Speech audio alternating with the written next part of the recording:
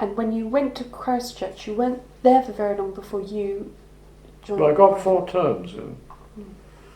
And I was in the senior training corps and all that sort of business, reading history. Do you want more of all that?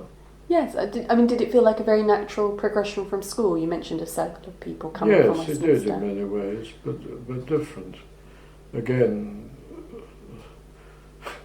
Christchurch Chapel was a cathedral, not quite as handsome as Westminster Abbey, but still. What else? Yes, it was taken up with military training, and I fully expected to go into the army when one of my tutors stopped me in Tom Quad, if you know Christchurch, and said, "Would you like to do something other than going into the army?" So I said, "Well, depends, might be interested." So he said, "Go and see the Master of Balliol," who was a very formidable figure. So I went to see the Master of Balliol, and he waved a German newspaper in front of me. He said, "Can you read the headlines?" So I said, "Yes."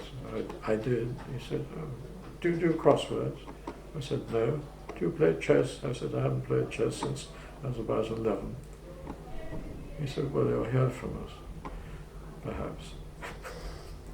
And one progression after another. So I ended up at Bletchley Park. And there's been so much in the news recently about Bletchley Park. I can see you're rolling your eyes a little. I am, because I'm the last survivor of a cryptographer who worked on the German High Command cipher, which was much more complicated than Enigma. Enigma had 3 or 4 rotors. This thing had 12. And it was a totally different system. And it was only used by Hitler and the German High Command. So I was part of the very small team then, working on this, which was,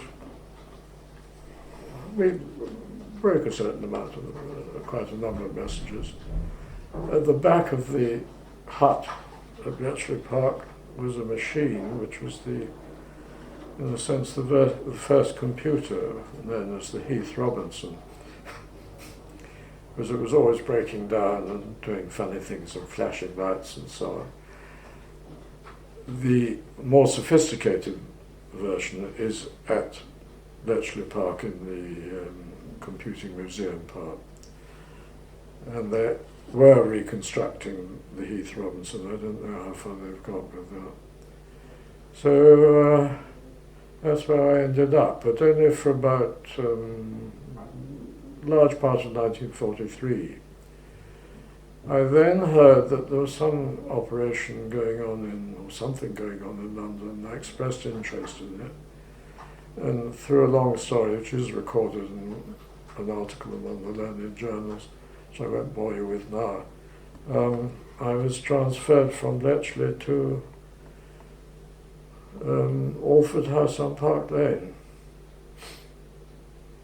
And the diplomatic and commercial section was down in London under a man called Denniston, whose 2 sons went to Westminster.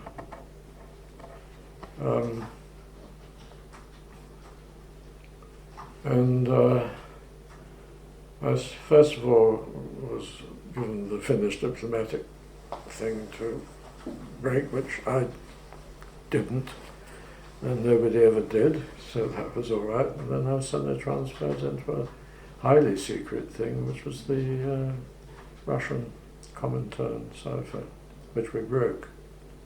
And those messages went straight, the decrypts went straight to Churchill, because that was the beginning of the Cold War.